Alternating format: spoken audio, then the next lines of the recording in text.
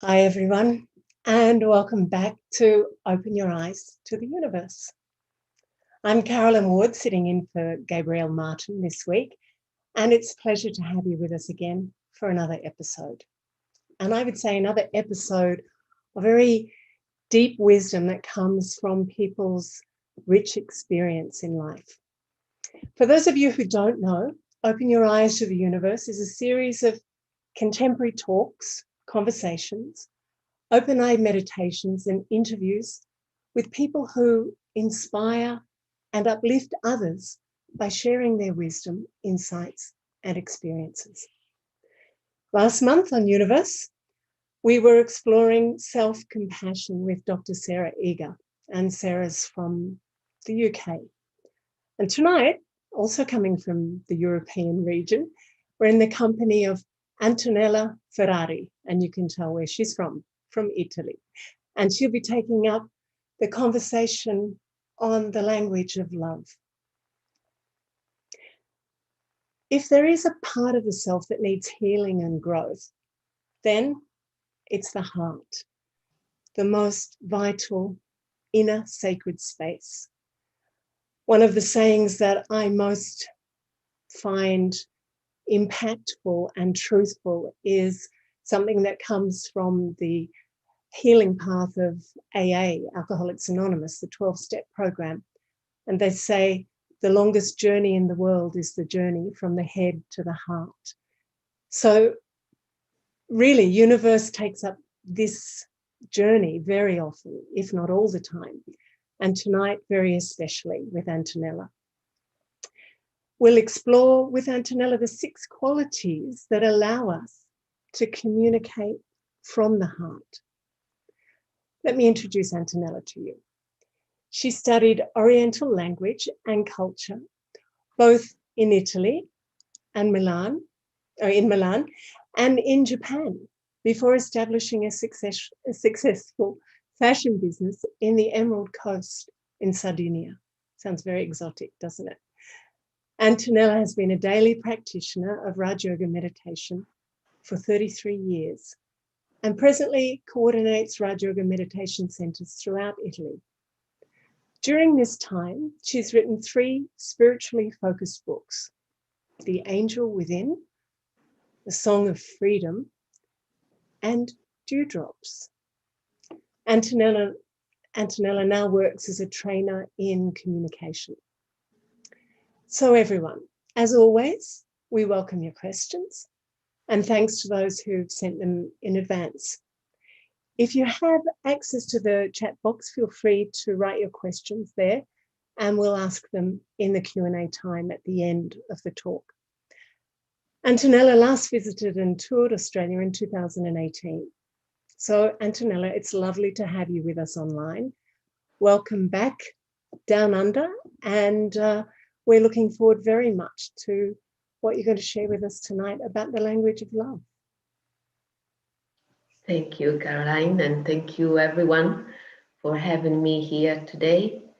This morning for me, evening for you, and with this incredible, powerful topic of the language of love. When we think of language, we usually think of words, verbal communication, and words surely play a major role in people's feeling, people's mood, people's understanding. But words can move people, can block them, and I think we all have this kind of experience. And yet we live in a society where it's so normal to be disrespectful, critical, extremely judgmental, rude, unkind, underestimating the power of words and the hurt they can provide. But language is actually much more than just words. I like the idea that the language of love is the language of feelings. And what can feelings do? and it's the language of vibrations, it's the language of the eyes. And recently somebody was sharing that his grandfather was meditating and he spoke very little, was very introvert man, but his eyes were communicating so much love. And his favorite language was actually a loving silence. And he used his eyes. So how powerful can be the language of a silent sharing through the eyes, when our eyes can create a contact with each other. And that's an expression of connection, of love. And the language of love, Caroline mentioned the qualities connected with this. I think the first one I wanted to share is encouragement. The language of love is the language of encouragement, encouraging people when they are stuck.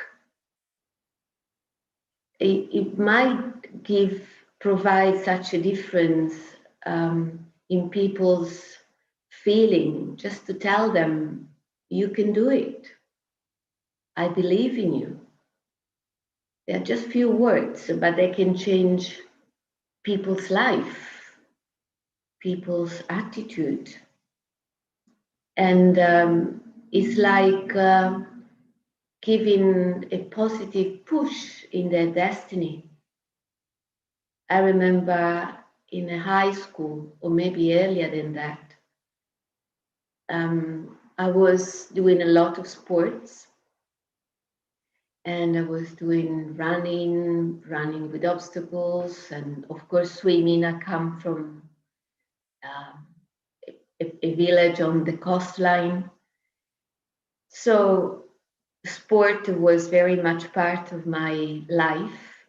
But at school we had, for the first time, we were trying to the high jump. And as I'm still now, I was quite small.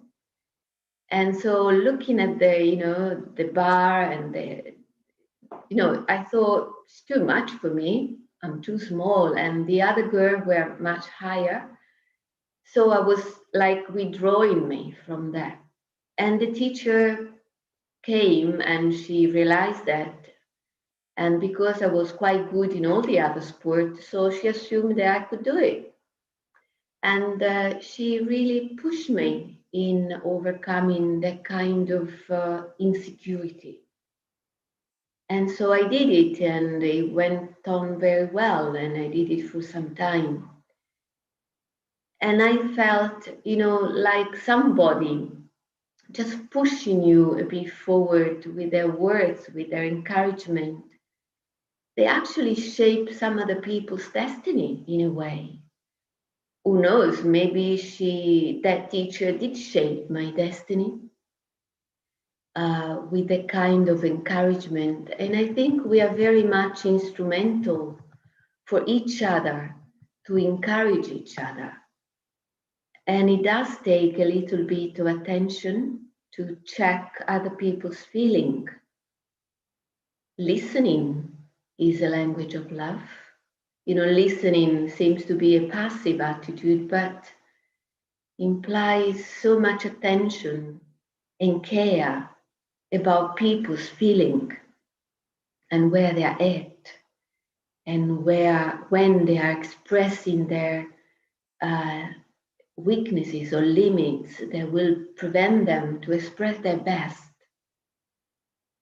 Just enchanting, I think, to realize that we can be instrumental in a way to draw people's best, their best out of them.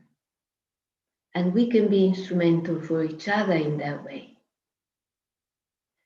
So the language of love is the language of encouragement, and is also the language of uplifting when you are broken. In Japan, country that is very dear to me, I came to know the Brahma Kumaris there. In Japan, when a ball breaks, they put it back, joining the broken pieces with gold lines. And it becomes like a work of art, emphasizing the beauty of what was once broken. It means that when somebody suffers a damage or a breakdown, sometimes it comes out of their experience even more human. So everything you have gone through, that you have suffered or whatever, has not really made you broken, just trained you to be better, to have deeper realization of where I'm at and who am I really. So we learn from what happened to us and we become better people after that. And when an object is decorated with golden lines, it's like saying, look at life. It has taught me a lot. It has made my experience precious. It has made me gold. So I like so much this art. The Japanese used a lot. And so the language of uplifting is the language that will tell you, don't be ashamed of what happened. Just learn and move forward, move to the next level, higher level, with the value of your experience. And this is a language of love. Accepting what happened will be like just painting those shards with gold paint. And also the language of praise and appreciation is surely a language of love. We don't know how many battles people are going through, but for sure, everybody's going through their own stuff. Now more than ever, I think COVID and all the situation we are eventually right now read, that means full lockdown. So everybody within this is going through so much stuff.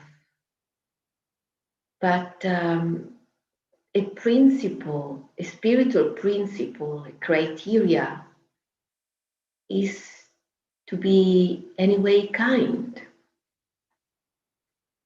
I think it requires courage to be kind, in spite of people's rudeness maybe, or they might try to damage you. It does happen.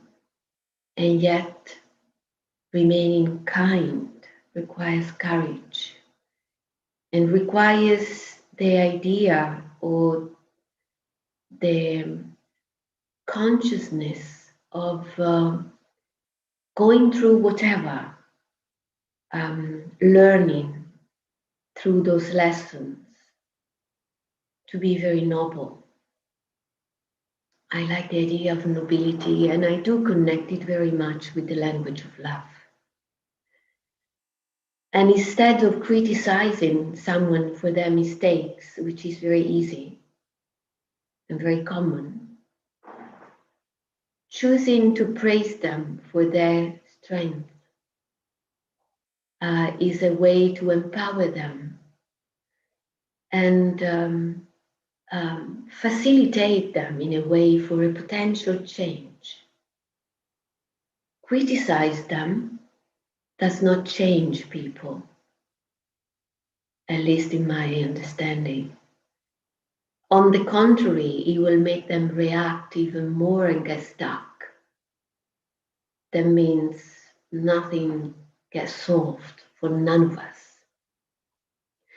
People respond to praise with their heart, but they respond to criticism with a very reactive mind. So that people, their language is the language of blaming, accusing, criticize all the time. And if that's the language I use, or when people have that kind of language, they're like clouds. When they disappear from the sky, it turns out a beautiful day. I don't know if we would like to be like that. People wish you to go rather than to come. So I'm switching languages from Italian to English, but switching languages from the blaming, critical, to a loving attitude. It's really, really the call of this time. There is so much, I would say, so much need of this. In other words, there's so much need of spirituality. And what does it take to say to somebody, for example, in terms of appreciation, I'm proud of you, maybe for just a little thing. And praise get amplified when it's spoken with other people around. It's like if I praise somebody, that's of course an expression of love, respect, value the other. And if I do it, one-to-one, but if I do it in a group in front of other people, it's magnified 10 times because it's like sharing with everybody the value I give to you. And I think it's a great help for people's self-esteem and self-value, self-confidence. And language of love is also the language of compassion. I heard you just did the other time self-compassion with Sarah. Language of compassion is such an incredible language of love. And I have a little story here. There was a man practicing meditation, sitting somewhere under a tree, beautiful setting, nice river in front. And then somebody passing by, he just threw a stone at him, disturbing his meditation, his concentration. And so the meditator got very upset and very angry. And then he went to his teacher and told him what happened and how upset he was. And the master said, I understand you are angry, but don't be angry with the man. You should be angry with the stone. Why are you angry with the man? It's the stone that hit you. So you can get angry with the stone. And of course, the man was pretty surprised and said, well, but is the man responsible? Is the one that threw the stone? And the master continued, you shouldn't be angry with the man either, because just as behind the stone, there was the man, behind the man, there was his pain. So just like behind the man, behind the stone, there was the man, behind the man, there was pain. And I find this beautiful in a way, because it just expresses or emphasize that whenever somebody acts wrongly, there is a pain, something damage behind. So becoming compassionate is not easy. Definitely is not easy, because we get into the idea of it's not right, it's not fair. How dare the other to do that? But if we can go behind the action and relate to the soul, relate to the pain behind that, then I can practice compassion. And in my practice, it was useful to start with a little time, practicing to focus my thought on expressing, mercy and compassion for a little bit, and then increasing, like creating a habit, because eventually, if you practice over a long period of time, it becomes your language. It's a language. I think every virtue is actually a language. They are vibration, they are languages, they are actually the greatness of the soul. So improve the practice on a daily basis within meditation. It's a great use of meditation moments to practice compassion. And we know that within the language of compassion, there is also the language of forgiveness and the language of gratitude. Gratitude is another incredible language. There was a woman that was taking care of a mother, so dedicated to the old mother that was quite sick. And one day they went to the market, and there was a young girl working there. She helped the old lady with bags, and the mother started praising her so much, like, you are an angel, all sorts of beautiful words, praising the young girl. And the daughter was there, and she felt hurt because the mother never said anything nice to her, acknowledging her dedication to take care of her. And eventually, after a lot of thoughts, she expressed that to the mother and said, I feel hurt because you never tell me anything. You never thank me for what I'm doing for you. And the mother was very surprised because she thought, I gave it for granted that my gratitude was there, enormously there. So never assume that other people know how you feel. And expressing gratitude, let people know that you are great to them. There is this gratitude in your heart. It's actually the language of love, which is very, very powerful. Am I supposed to stop for the meditation? If you just include the meditation now in whatever way you'd like to, it would be really lovely. You've got so much richness that you could envelop in this next 10 minutes of meditation. So however you'd like to do it would be beautiful.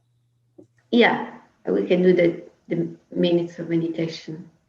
Okay, great.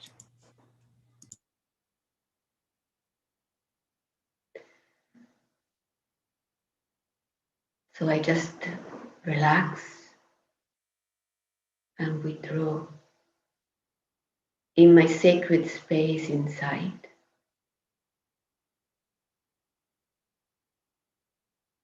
like an inner temple where I meet myself.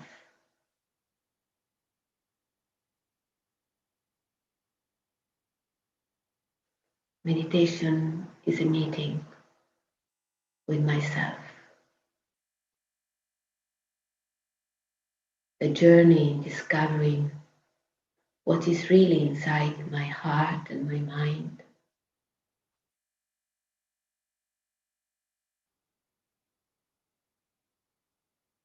And I become aware of my thoughts, and I choose them. Being a master of my mind, I choose my thoughts. And right now, I choose to create thoughts of love.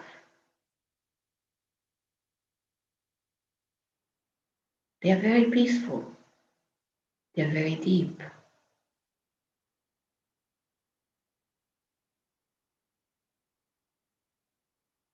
They are very noble.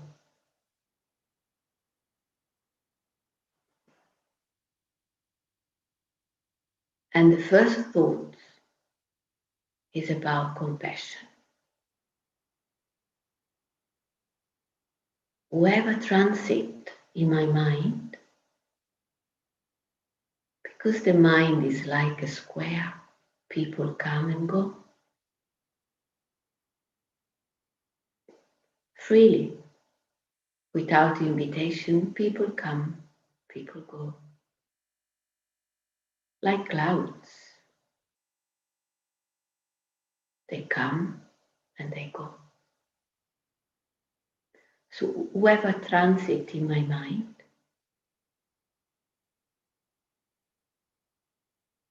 I will create a feeling of benevolence,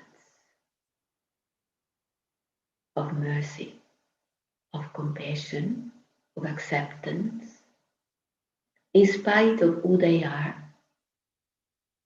in spite of what they've done to me, in spite of their behavior. I just welcome whoever transits in my mind, a kind of blessing for them.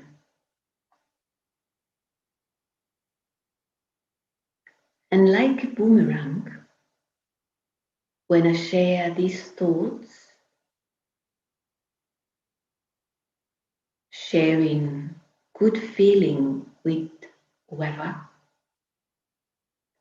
like a boomerang, the energy comes back to me, giving me the gift of serenity and deep peace.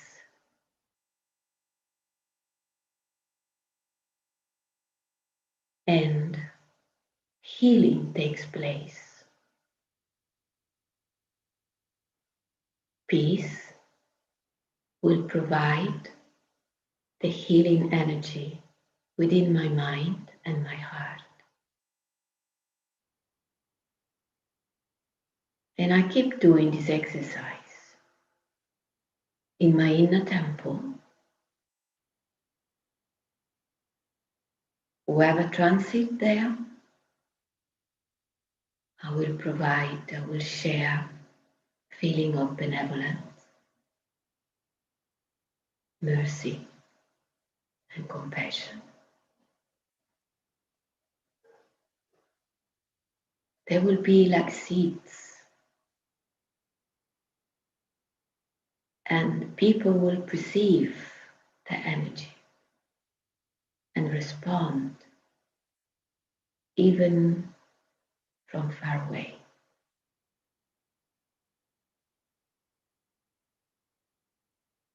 And the serenity and peace that I experience will set a dimension of silence within. I become very silent. And in the silence, love can flourish. Power will flourish.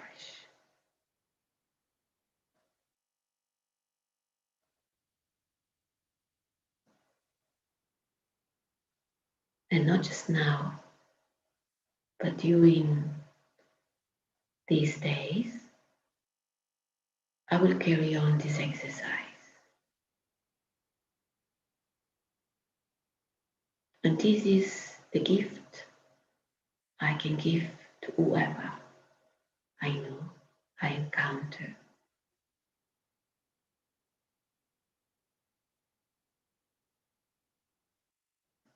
And when I do this, it's like taking care of people from the heart with the language of subtle love and energy. And if I take care of souls in this way, because they are all children of God, God will take care of me.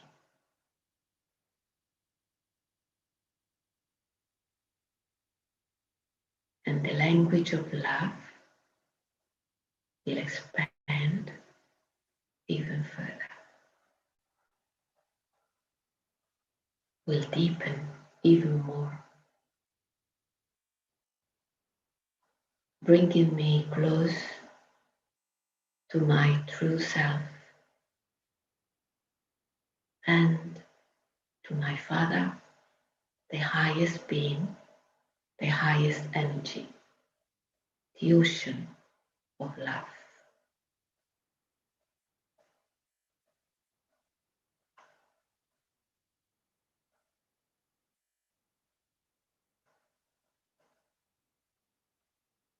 And I keep entertaining these thoughts in my mind, honoring my mind as a sacred space that I can use as a laboratory, inner laboratory, to build up my inner strength, to reawaken all my qualities and powers, and just to be me.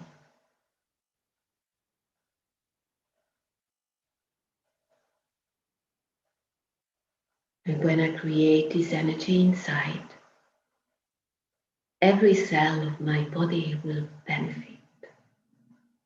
Not just the mind, but my body too. Not just my heart, but everybody's heart.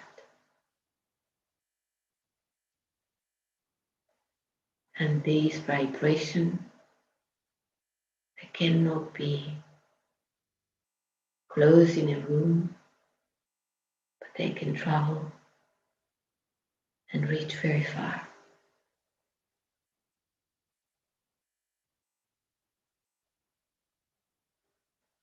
And that's how the language of love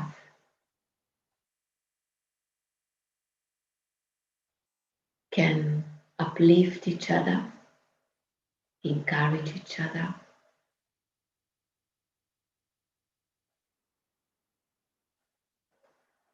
and change each other.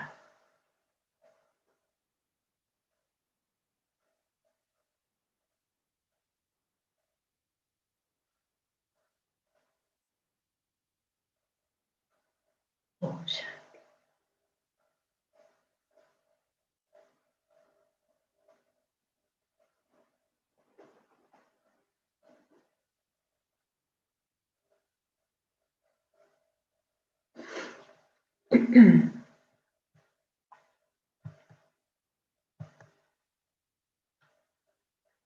okay. So it's nice to stop for some moment of meditation actually. It's like it's a good balance. So we already explored a few languages of love. And I cannot avoid today to remember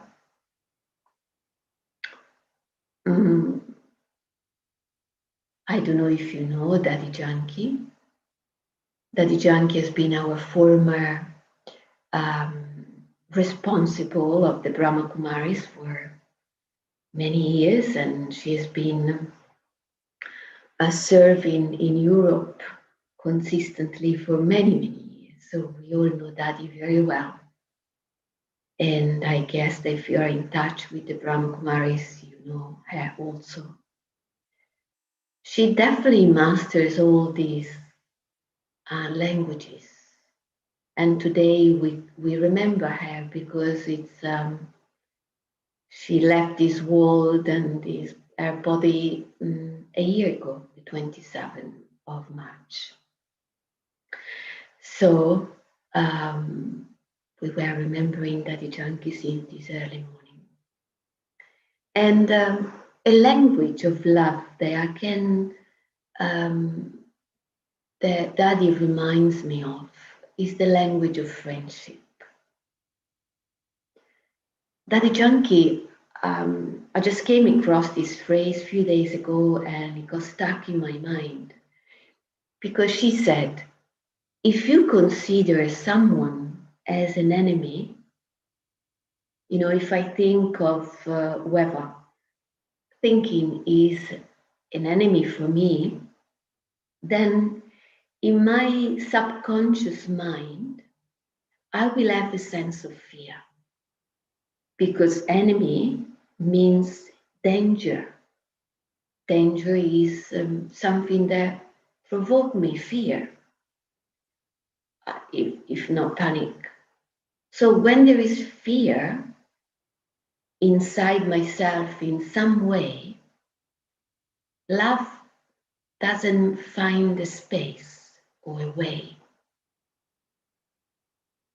So it's actually good. And when I heard this phrase from Daddy, I read it in a class, I thought, what the subtleties. Because if I think of somebody, maybe because he's got a different opinion from me, he's got a different idea, it's just opposite in his way of seeing things. But if I think of the person diversity as somebody enemy to me, even just in my mind, then there's subtle fear that I will carry in my subconscious will be a blockage. And actually, what will block is really my capacity to love. And so it made me think I don't want to consider anybody as enemy because it's very easy to do that. You just need to have a colleague which is very much in competition with you. That competition will make you think the other is an enemy. So it's pretty easy to get into this dual mindset. But it will prevent me to express as I could the language of love. Instead of becoming aware that whatever happened around me, it's just the language of karma. You know, my karma, the effect of my action will come back to me at some point, in some way, in some forms. And if I become aware that the other person is not an enemy, it's just an instrument that brings me back my own karma, then this will improve, will enhance my real sense of humanity. So I was remembering Daddy with our language of friendship. Everybody was a friend to her in her perception. And because she perceived them as friends, and she used to say, "You are my friend," then in case they were enemy, they would also become friends. Because the energy that goes has an impact, and there will be the same energy sooner or later coming back. Maybe not immediately, but I will set the tone for what I want the energy to be when it comes back. Another language that I can relate to thinking of Daddy is the language of trust. Language of love implies trust. Daddy would trust no matter what, whoever. She would never lose trust in someone potential change. Even if somebody was very unfair, it could happen, or very with a lot of weaknesses. She would not lose hope and trust in that person, in that soul. And if you keep trusting somebody in spite of their mistakes, and we all do mistakes, no? But if I keep trusting somebody in spite of their mistake, then it's like relating not to the mistakes itself, but to the eternal, original nature of their soul, which is full of virtues, full of goodness. Caroline before mentioned the books I wrote, and one is called The Song of Freedom. It's actually been the first book. I wrote it many, many, many years ago because the realization was we are so full of virtue. They just need to come out and being expressed, and sometimes we don't even know what they are. And I remember people asking, but what is dignity? What is, I don't know, cheerfulness? And I thought, let me churn them, elaborate them, explore them for me and for the sake of sharing. And that's how the book came along. Anyway, Daddy farsightedness in looking, beyond, bypassing weaknesses and reaching right the core of the other person, the soul, is such a direct language. That's the true language of love, from soul to soul. If we relate to each other from the surface to the surface, we can be in conflict easily, constantly. It's so sad to see people fighting all the time. What a waste, in a way, even though they might be uncontrolled, but really it's a waste of time, energy, life. Time is life, energy is life. So what a waste of life. What else could I do with my energy, with my thoughts, with my time? And economizing energy, resources. It will, facilitate myself to express something wiser, deeper, love in essence. And how long do I have still? Sorry, I cannot keep track on time. That's okay. You've got another 10 minutes if you'd like to use it. Otherwise, we've got lots of questions and we can move to that. That's no problem either. You just let me know what works best for you. I can share the last things and then we go to the questions. Okay, sure. Which I mentioned in the commentary, because I think I like the idea that when we are expressing the energy of love, um, speaking the language, where through encouragement, praise, appreciation, compassion, trust, whatever we mention, when somebody um, takes care of your children, let's say you are a family, you got children, somebody takes care of your children, you are so grateful to them because they've been taking care of the most precious things you have. So you are grateful to all those who are taking care of your children. And if I think of God, the Father and the Mother, that means if I'm kind, gentle, generous, caring, and encouraging, inspiring, that means I'm taking care of His children, and He will take care of me. And He will teach me the language of love as no teacher can do that. He's the one we have yoga with, and He's the one that can teach us the language of love immensely. So, ready for questions? Yeah, wonderful. First of all, let me just do a summary of where we've got to. I've been taking lots of notes, so I may jump around. And I think what's really interesting, we advertise 6 qualities, and I've noted down at least 9, but I'm sure there were more in between. So, and I love that.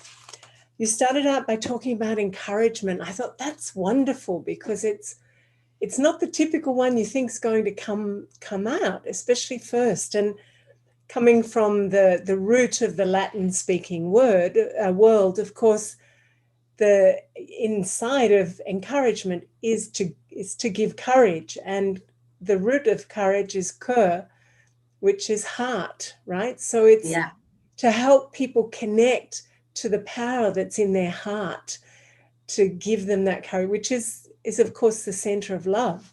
So that was really, really beautiful. And this idea of listening and being an instrument to draw the best out through listening to someone. Like, and I know it's like putting attention and care to people's feelings as you listen. So it's listening to more than just the words they say, and being really present. So I love that. Uplifting people when they're broken. That's just an exquisite idea that it's okay, we all get broken. And a language of love is to allow the space and the energy, the vibration, because you said at the beginning, the language of love is feelings, vibration, it's through the eyes. It's a very intimate thing. I want to ask you some questions about that. And then praise and appreciation, and not just from in a one-on-one situation or sending a text or an email, but if you do that in front of others, it multiplies, it magnifies, and people feel seen, they feel recognized. And obviously, as you said, it's about kind of going counterculture, which is all about criticism and, pointing out mistakes. And if you go counterculture and recognize people's value, so it's not praise for the sake of praise, it's genuine valuing. Beautiful. And then I think I'm going to borrow this story about compassion. I love that. What a powerful metaphor. Get angry with the stone, but that's ridiculous. Behind the stone's the man. Yeah, but behind the man is pain. You go, oh, absolutely. But it's more invisible, so you don't see that. You stop at them. That's just a powerful story. Then number 6 was forgiveness, which often comes out of compassion when you have that understanding. Then you talked about gratitude, and that was also a beautiful story of the daughter feeling hurt when the mother was so effusive with a stranger, really, and feeling like, I do everything and you don't. Oh, but I do. No, we need to say it. We need to express what we feel and how much we appreciate others. Then we have the lovely meditation and this idea, so beautiful, that whoever transit, and in Europe you have the square in every town, every village.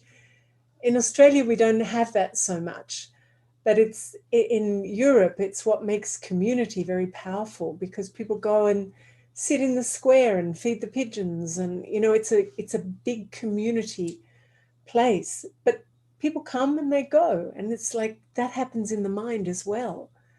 Let them come, let them go, and send them on their way with a blessing, even if there's been pain there, knowing that that will do its work and it will come back to you. Very, very beautiful, like a boomerang. Then we brought the memory of Daddy Janky in here, and it's true, she always called everyone her friend, didn't she? And I think this is very powerful. We know from some of the very contemporary teachers today in the world of self-awareness that belonging and connection are, human beings are hardwired to need that, to want that, to feel as if they belong, to feel the connection. And when you make someone your enemy, you disconnect yourself and the other, but you make someone your friend.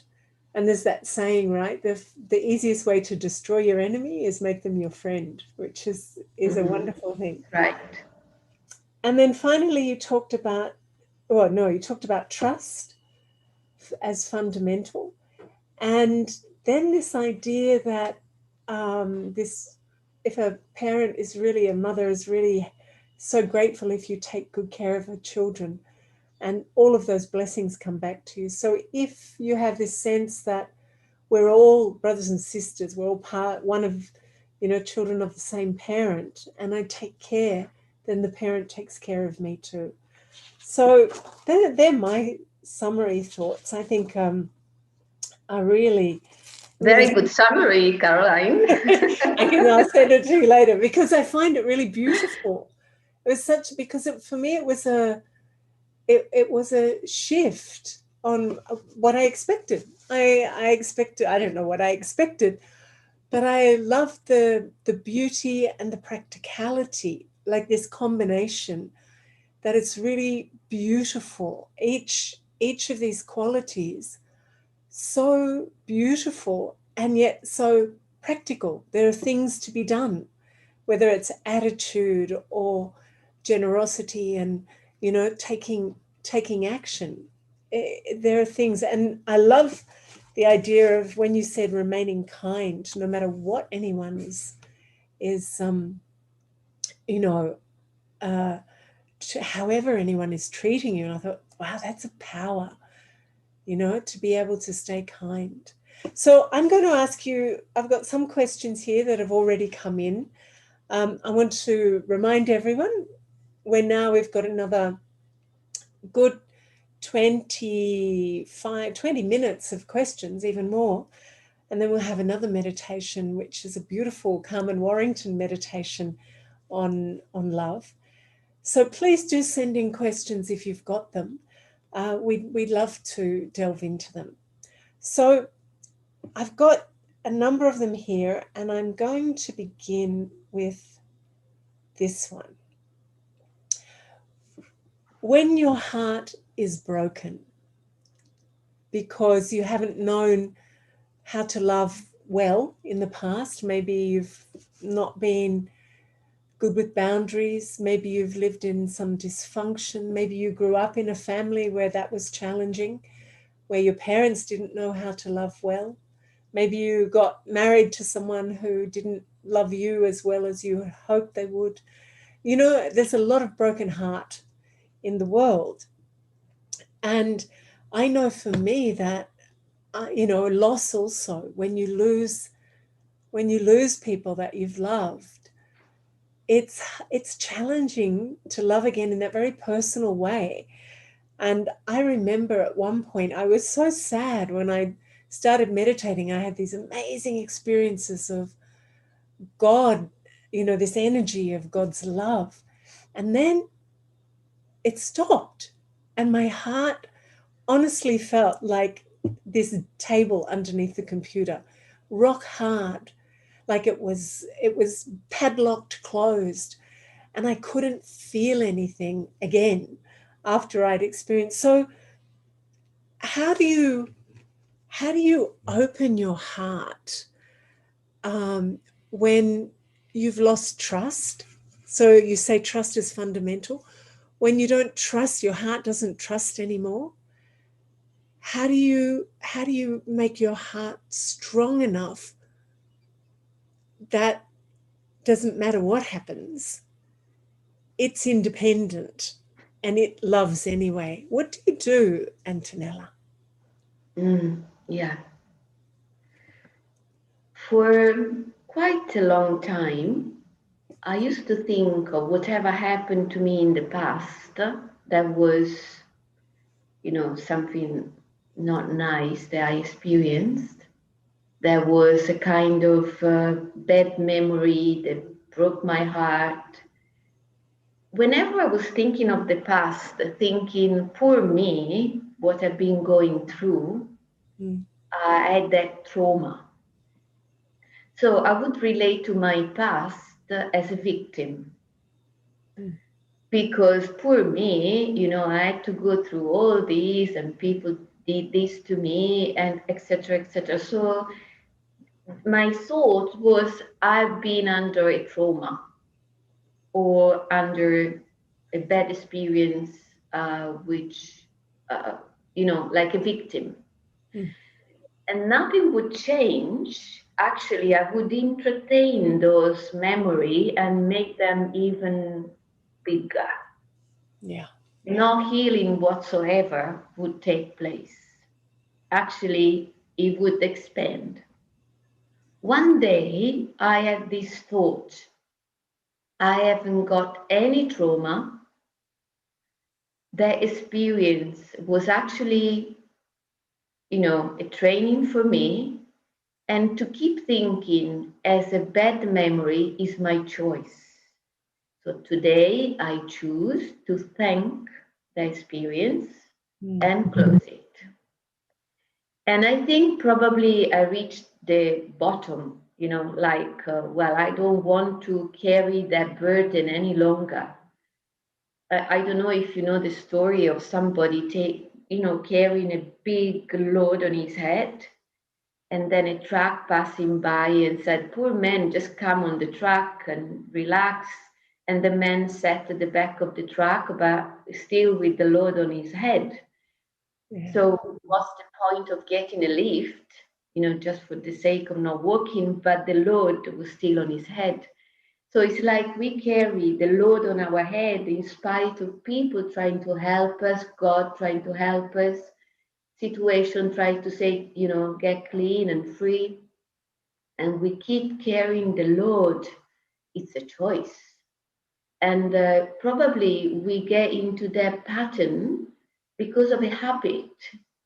Mm, We are used to think in a certain way, victim style, like a syndrome. And then it's so easy to just go along with that, and people around it do the same. So we encounter each other and we talk about how bad that was, how, that's our conversation. And nothing works and nothing changes. So the time I decided I will never say I've got a trauma. I will never say because of somebody else I feel like this, because I will be lacking my real responsibility. Everything switched. And one person specifically that I was considering, the main figure, how do you say, the main, the antagonist in your yes. story. So I started seeing that good things. Like, wow, she's got this quality and she's actually kind and she's actually good. I started changing my vision. But that happened just because of one thought and one determined Mm, decision. yeah. I'm not, I'm not in, in sorrow, in pain, because it's like holding to that. Yeah. If I've got the sickness and the surgeon is willing to operate me, and I will hold to, the sick cells, I will die. Mm. And spiritually, we die. The energy is completely depleted if I don't intervene with my thoughts, because it's my thought that build up the idea of people going against me, damaging me. And I remember that moment of a very strong shifting moment. And Yeah. today I'm very glad because that person is still very present in my life, and we are like, how do you say, honey and milk. Well. And but it was one thought. Mm. So don't underestimate the power of thought, because one can make the difference. Yeah. Very powerful. Because I was I thinking. guess has Sorry. been building up. I mean, one thought that can change my mindset. It doesn't come up as a mushroom, as we say in Italian. It doesn't come up like this in one day. It's been like an energy that build up. Like, I don't want this pain anymore. I don't want these thoughts anymore. I would like to be free from this. So it's a building up of a will, and then eventually you get it. Yeah. That's lovely, isn't it? So it's like you're taking a new road, and you come to a fork in the road, and you choose which one you go. You're going to design the future for yourself with your different way of thinking. And and of course that's very idealistic in a sense, because what can happen, of course, I know in Italy a few years ago, you had a terrible earthquake, and I lived in Chile for over a decade, and they have, tremors and earthquakes all the time, and some of the biggest earthquakes in the history of the world. And what happens is that when there's an earthquake and people go through the experience, which is very traumatic for some people, I have a friend there who feels it's like being rocked in the cradle of the universe. So he has a nice experience, but most people find it very terrifying when it's 8.4 and they're on the 24th floor or something. And then there's many aftershocks that come. And when the aftershocks come, they're much less. And the Chileans are used to, 6.5 is like just a small tremor. But if it's an aftershock that comes after the big earthquake, their body goes straight back into the trauma. So it's not even a thought, it's just an immediate response. And we know in the teachings within Raj Yoga, the mind, intellect, sanskats, the subconscious, when something triggers you from the outside at a very subconscious level, you react without any thought. The thoughts come later, it's the emotions that come. So what I'm loving about what you're saying is it's a conscious practice to, as those things start to happen, you're being the witness of them, and you're going, I'm not going there. I'm going down this road. And it's not to deny it if it comes, but you make a choice, you breathe and you go, I'm choosing a new thought. And step by step, you create a new road or pathway. So you leave the story, the limiting story behind. So does that make sense in what you're saying? Yeah, yeah. Yeah. And also, as meditators and loving to connect with the divine, with God, then the practice that I found very useful, sorry, was to sit and give whatever burden or whatever past experiences to him, saying, if there is somebody that can really help me and effectively is him. So a bit of faith is very useful. Okay, so I love this idea. How do you do that? And I love the story about the man with the burden on the truck and still carrying the burden. But how do you do that? And maybe for those who don't have a strong belief or experience of a relationship uh, with a higher being, a higher power, source, God, whatever language people feel comfortable with, but um, it's more distant than that. How do you give over your trauma? What do you do? I always felt that God is a being, and as a being, we build up a relationship. Like if I want to know you more, I just call you and talk to you, and we build up a relationship talking, Yeah. relating, sharing. And so when the one came in my life, I actually had a rejection for God.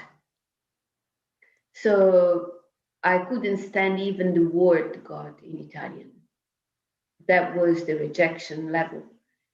But when they introduced to him like energy, a being that you can relate and share like a being, that was enchanting for me. Like say, I can relate to him talking, a dialogue, sharing, and he surely knows me more than people. Who knows me more than him? No one. So he can advise me very nicely and effectively because he knows what is going on inside myself, maybe more than myself itself.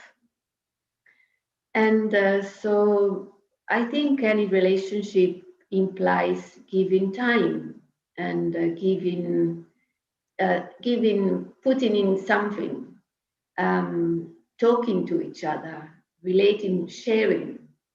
That's why when I sit in meditation, there is a portion of time that I use to clean whatever happened, like just release, event, then connect with myself as a soul, and then I can't help that invite him to join the moment, and that becomes a pull, like a magnet and a needle, because I like the word that says love beget love, remembrance beget remembrance.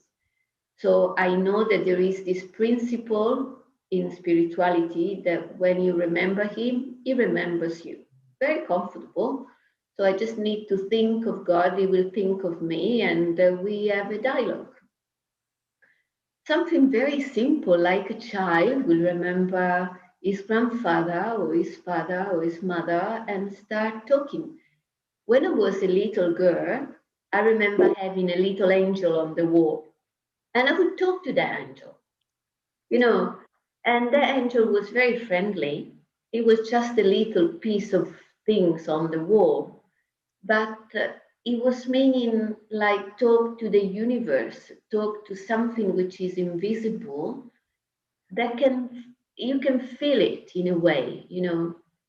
And when I came in the Brahma Kumaris, I remember that feeling of talking to somebody invisible. In that case, was a little statue of an angel, a little, things on the wall. But here I had the information of how to talk to God. And that enchanted me a lot, like a relationship. I have a relationship with the people I live with. I have a relationship with whoever is just in my life. I have a relationship with God as a subtle energy that I can talk to. And when I create this kind of silence inside, I'm able to listen to him because he talks a lot. I think to know God for what he is is really fascinating. And in my experience, he talks a lot. It's really talking. I just need to be available to listen. And Some when you people don't listen to anybody, even if they get advice, they don't care. They just go with their own, with their own idea. But being available to listen will open my heart and will allow myself to be available to the surgery that he can do on my heart, like a surgeon. And so whatever bad stuff I carry with me, let me open up to the surgeon and talk to him. He can do a lot, can help me a lot. But not out of blind faith, that's something I didn't like it, out of an experience. Yeah, lovely. Thank you. Oh, strange audio for a moment. Thank you, Antonella. I think I just want to pick up on something there because, you know, you live in the heartland of, you know, Western Christian institutionalized, you know, claiming of God and turning God into something that can be used to control human beings. So I think a lot of people have challenges today with this, with an old idea of what God, not an old, an inherited idea of a God that is part of a patriarchal institutional environment that is about power and control of the masses. And so what I'm hearing you say is that make it a personal experiment.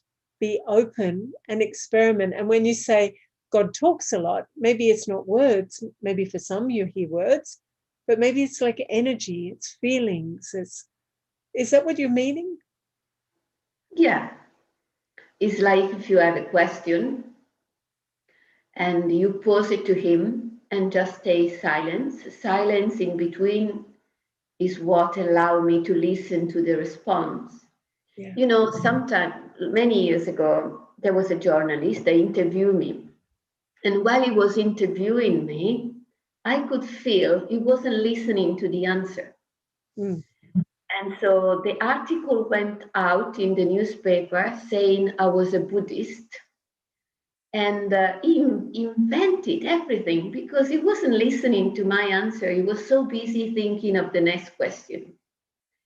So this can happen to us. We give a question to God, and then we keep thinking waste and lost in our emotions, and we don't listen the answer. So we came up with other things. Yeah. But if I'm able to just ask a question and be silent, just listen, then I will perceive the answer. I will perceive what he has to tell me, how he can guide me. Or maybe he just wash away my emotions, which happened. You just feel the energy that wash away your negativity, and you come out fresh and clean and with a new enthusiasm. It happened to me many times, and it's so refreshing. Yeah, You I get just that. need to listen.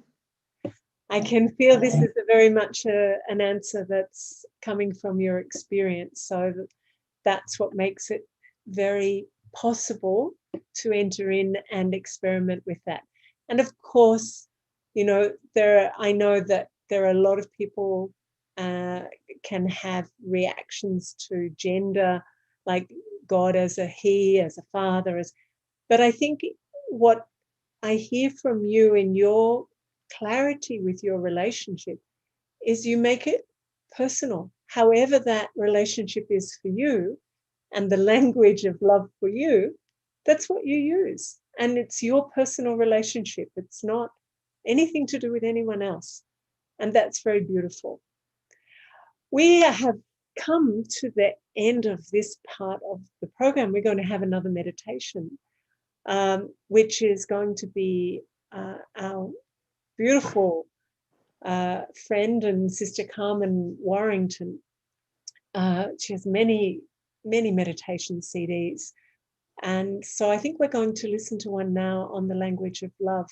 Antonella, when we come back from the meditation, I'm just going to close and talk about next week. So on behalf of everyone present and from myself, I've loved being here with you and these very beautiful, very practical and beautiful. And I have to keep saying it because that's what they are for me.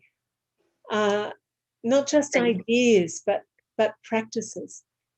So thank you so much for being with us all. Thanks to you, thanks to everybody in the team, and thanks to whoever was listening. And that was a pleasure for me. Thank you very much. So I'm going to call for us to go to that meditation now. And I know that we're going to have some image on the screen. So however is comfortable for you to sit and just allow your eyes to rest on the same image that Antonella's got there behind her, I think, this point of light. And just allow yourself to be guided by the words and the music for the next 9 or 10 minutes, and then we'll come back and close off. Thank you. Thanks, Antonella.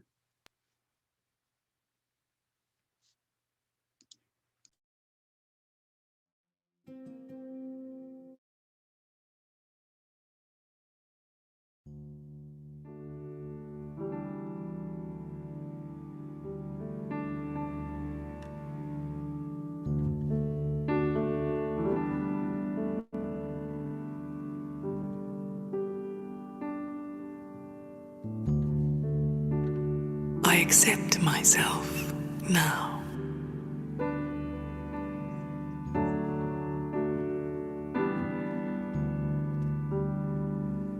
My past,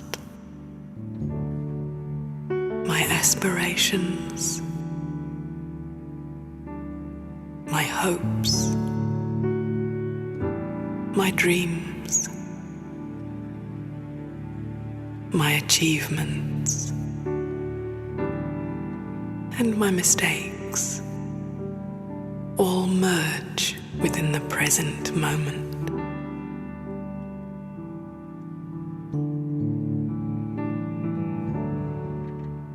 I relax into who I am.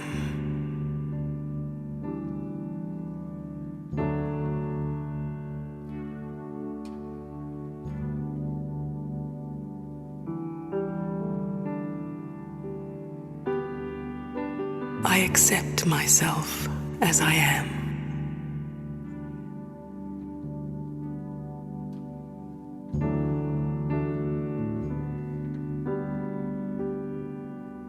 I tune into the silent stillness of my being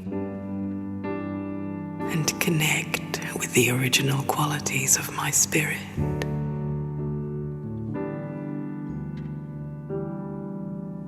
Gentleness, strength,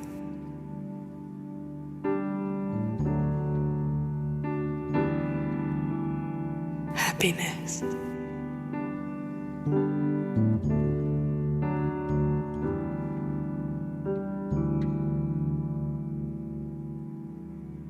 with gentleness, I live a life of love.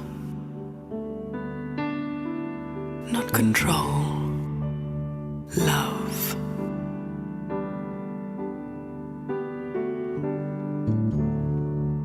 I have the strength to pursue my own journey, to find truth, and to live truth.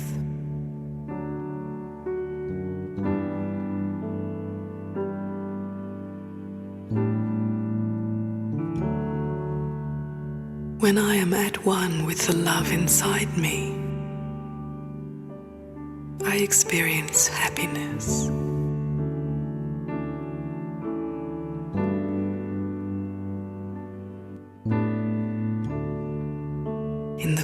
pure simplicity of my spirit, I find only love.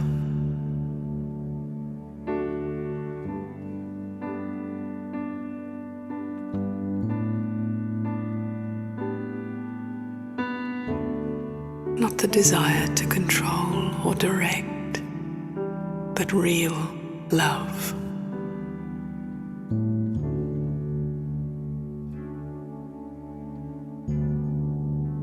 A love that surrounds me in gentleness and acceptance, contentment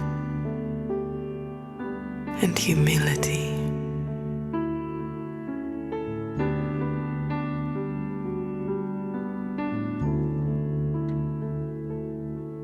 I am love.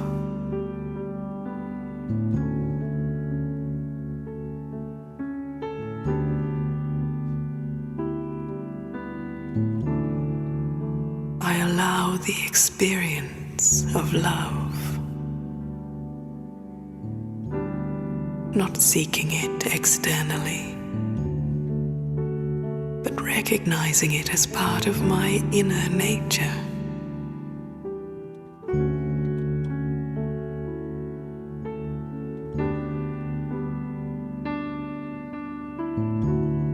I feel the power of this love uplifting me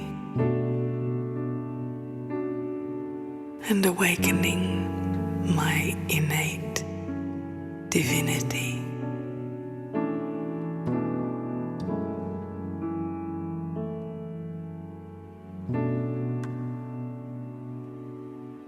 I become love.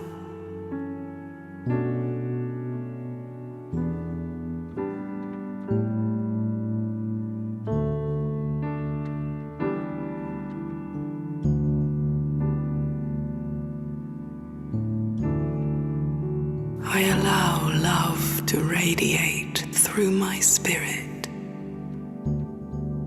and reveal itself in my thoughts, my words,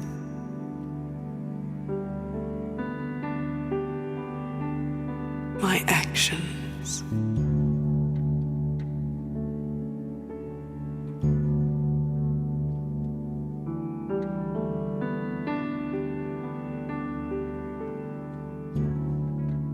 I observe without judgment,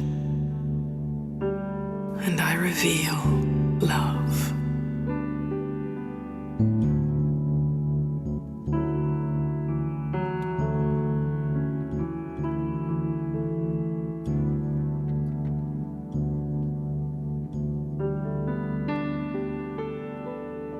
I speak without arrogance, and I teach love.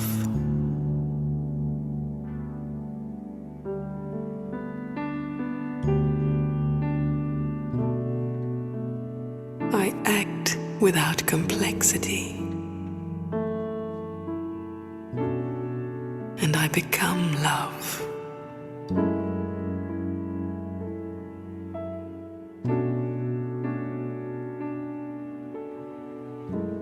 As I become love, I become divine.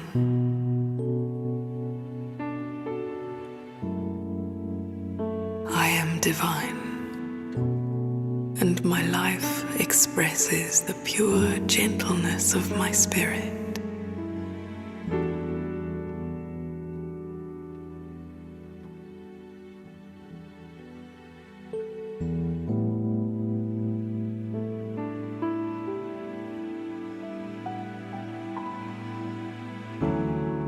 I feel a deep sense of belonging to the world,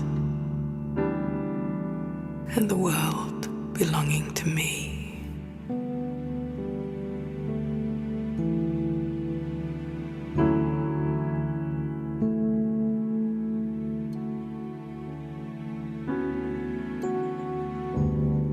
Through the power of my own divinity, I cooperate with love's task of revealing truth.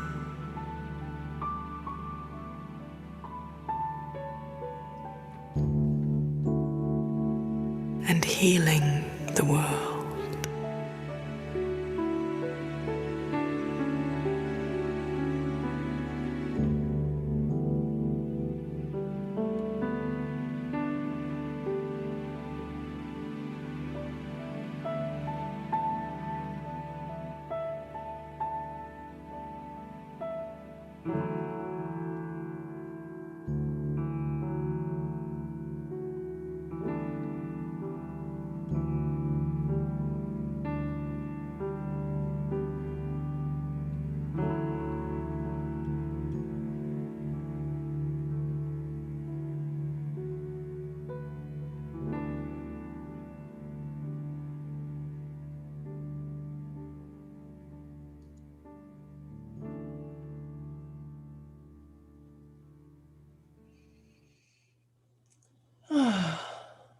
Wow, that was just beautiful.